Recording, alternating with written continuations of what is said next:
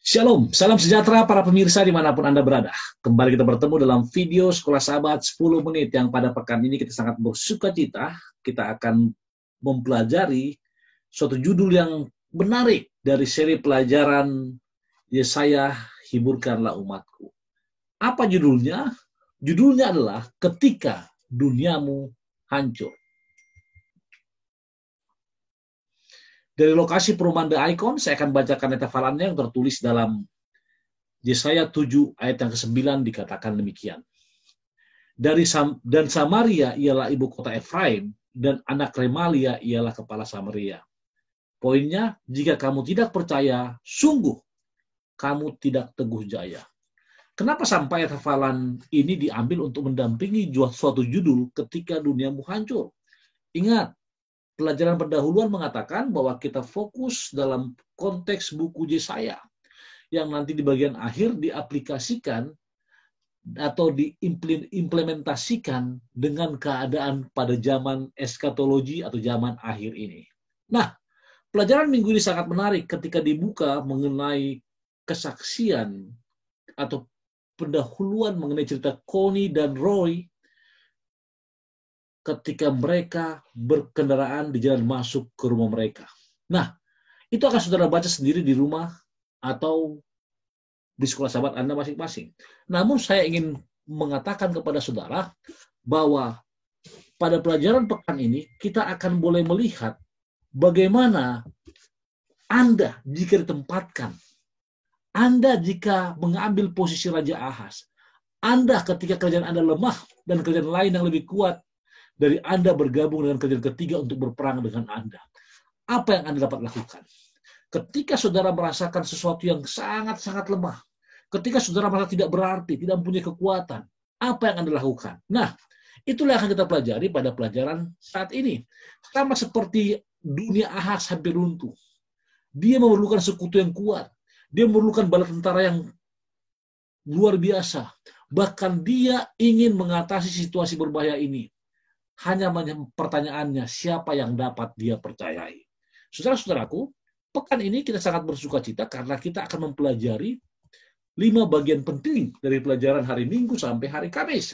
Yang pertama adalah bahaya dari utara, itu pelajaran hari Minggu. Kemudian upaya pencegahan hari Senin. Kesempatan lain hari Yesaya, hari Selasa.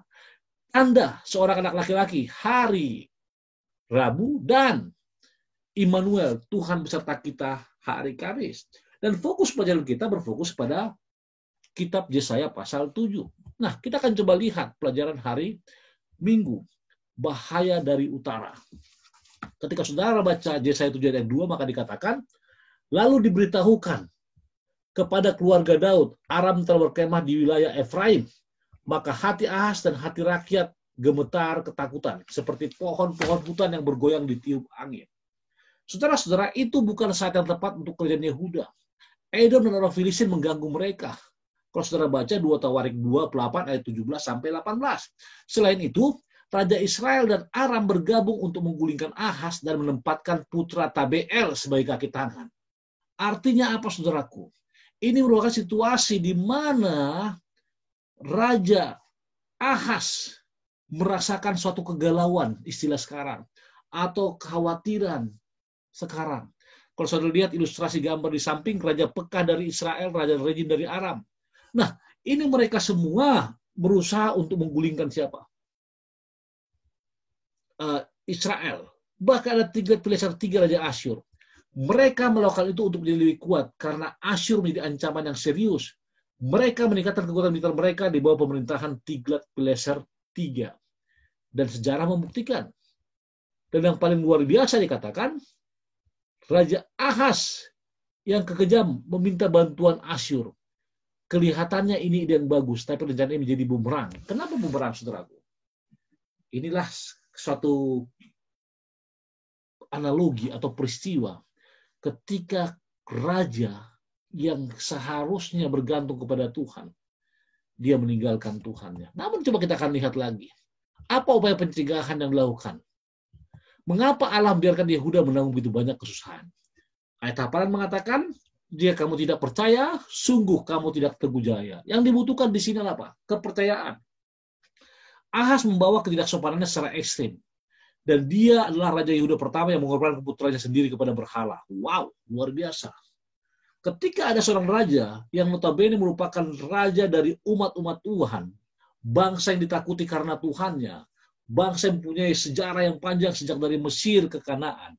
Namun ketika dia berubah haluan menjadi seorang penyembah berhala, maka dia akan terkenal. Bahkan dikatakan the first king yang menyerahkan apa? Putranya sendiri kepada berhala. Kalau saudara baca 2 ayat 3 dikatakan Allah membiarkan semua kesulitan itu terjadi sehingga dia dapat mempertimbangkan kembali kegilaan yang berlebihan. Oh, luar biasa ini. Kenapa saudaraku? Karena Yesaya dalam konteks ini ingin apa? Kalau saudara baca, dia memberi raja sebuah pesan pengharapan dan meminta untuk mempercayai kekuatan Allah. Dia sampaikan pesan pada raja bahwa haruslah engkau percaya kepada Tuhanmu. Walaupun Raja Pekah dan Rejin bergabung, raja-raja berbahaya itu menggalang kekuatan. Namun kalau Allah ada di pihak kita, maka saya katakan, hanyalah asap bagi Allah jika Ahas percaya kepada Allah dan kerjaan akan tetap berdiri. Asap dalam konteks Ibrani apa? Sesuatu yang datang pelan, datang terus hilang. Artinya sesuatu tidak perlu ditakuti karena hanya dalam hitungan detik asap tersebut akan hilang, ditelan oleh angin dan juga apa? Alam sekitar. Itulah analogi atau ilustrasi Yesaya kepada Raja Ahas kalau seandainya dia mendengarkan menuruti perintah Allah. Namun apa yang terjadi? Ketika upaya pencegahan dilakukan, maka pelajaran hari Selasa mengatakan kesempatan lain. Apa itu? Mintalah suatu pertanda bagi Tuhan Allahmu. Biarlah itu sesuatu dari dunia orang mati yang paling bawah atau sesuatu dari tempat yang tertinggi yang di atas. Tapi Ahas menjawab, aku tidak mau meminta. Aku tidak mau mencobai Tuhan. Wow. Allah memberikan kuasanya kepada manusia fasik. Mintalah apapun yang kau inginkan. Allah mau memberikan kepada Ahas apapun yang dimintanya. Karena dia ingin menyalakan hatinya dengan iman agar dia kembali kepadanya. Lalu apa terjadi? Tapi Ahas tidak ingin Allah membantunya. Dia menutup pintu hatinya untuk beriman. Karena Ahas telah menolak Allah, saya berhenti berbicara tentang. Lalu Allahmu, dia mencela Ahas karena mengganggu Allahku. Lalu Raja Yehuda menolak Allah. Itulah fenomena yang ada pada saat itu. Lalu apa yang terjadi? Tanda seorang anak laki-laki. Sebab itu Tuhan sendiri akan memberikan kepadamu suatu pertanda. Sesungguhnya seorang perempuan muda mengandung dan akan melahirkan seorang anak laki-laki. Ini tanda. Allah memilih tanda itu sendiri dalam 2 tahun. Sebelum anak yang dikandung lahir dan cukup dewasa. Untuk membedakan raja. Untuk membedakan antara yang baik dan yang jahat. 2 raja, musuh tidak akan ada lagi. Kata perempuan muda digunakan dalam ayat ini tidak menyiratkan keperawanan seksual, tapi masa muda. Oleh karena itu penggenapan nubuatan segera dan masa depan adalah jelas.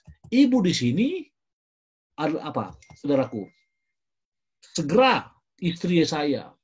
Kemudian masa depan itu Maria. Anak di sini menggambarkan Maser Shalal dan Yesus. Saudara-saudaraku, kenapa sampai itu diberikan tanda? Kita perlu ketahui ketika dalam pelajaran ini Ahas sangat terkenal oleh karena apa? Keras tengkuknya. Bahkan kalau saudara baca pelajaran hari Rabu dikatakan ada ilustrasi atau jawaban siapakah anak ini. Mulai paragraf ke-3 sampai terakhir. Atas realitas bahwa Kristus atau menjadi manusia, penghiburan apakah yang dapat diberikan oleh realitas ini kepada kita di tengah-tengah dunia yang kejam, menakutkan, bahkan tidak memiliki kepedulian. Seperti anaknya saya tadi, Yesar Yasub, umat sisa akan kembali, dan Maher Halal Bas, itu berarti jarahan. Maka yang dibuat adalah apa, saudaraku? Allah beserta kita. Dan ia akan menamakan dia Immanuel. Artinya apa? Tuhan beserta kita. Saudara-saudaraku, nama Immanuel satu tanda, satu nama yang ditawarkan Allah untuk bersaksi tentang tujuannya bagi Yehuda saat ini. Tanda Immanuel akan bersaksi tentang kehadiran Allah bersama umatnya untuk menuntun, melindungi, dan memberkati. Di luar penggenapan nubuatan, segera dalam masa depan, hal itu juga merupakan janji universal Allah selalu bersama kita, bahkan ketika kita sedang mengalami masa yang sulit. Bahkan Allah yang sama dengan Yakub dalam kesengsaraannya, dan dengan 3 orang pemuda Abrani dalam api pembakaran, telah berjanji untuk menyertai kita. Sebagai kesimpulan, ketika Allah mengatakan dia beserta kita, maka dia akan beserta kita. Ketika Allah mengatakan I will take care of you, dia akan melindungi kita. Ketika Allah mengatakan jangan takut, dia akan membawa kita ke air yang tenang. Satu kutipan terakhir dalam God's Amazing Grace, Juli 12. Pena Inspirasi mengatakan, Immanuel, Allah beserta kita, berarti segalanya bagi kita. Betapa luasnya dasar iman kita. Betapa besarnya harapan dengan kekalahan yang ditempatkan di hadapan jiwa yang percaya. Allah bersama kita dalam Kristus Yesus untuk menyertai kita pada setiap langkah perjalanan ke surga. Ingat, Immanuel, Allah beserta kita saat ini, besok, hingga Maranatha. Tuhan berkati kita berdoa. Surga, terima kasih Tuhan karena berkat-Mu, terima kasih karena rahmat-Mu, terima kasih karena pengasihan-Mu. Engkau telah membuka mata hati kami, mata pikiran kami, mata rohani kami untuk pelajari firman Tuhan. Biarlah pelajaran sahabat yang sederhana ini yang hamba sampaikan akan boleh Engkau sempurnakan dalam hati masing-masing kami untuk menerangkannya dalam pimpin diskusi pada hari Sabat ini. Berkati kami semua, terpuji nama Tuhan, lalu sekian berdoa. Amin.